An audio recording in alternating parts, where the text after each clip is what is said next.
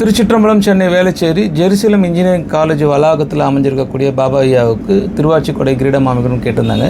நாம் ஏற்கனவே தாகூர் ஹாஸ்பிட்டல் வளாகத்தில் 4 அடி உயரமுள்ள ஐயாவுக்கு சிம்மாசனம் அமைச்சு கொடுத்துருக்கோம்.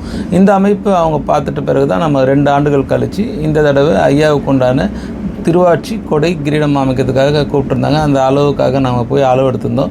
சுவாமியோட வலது காதுலேருந்து இடது காதும் மற்றும் சுவாமியோட சுற்றளவுன்றது தலைக்கு உண்டான சுற்றளவாக எடுத்திருந்தோம்.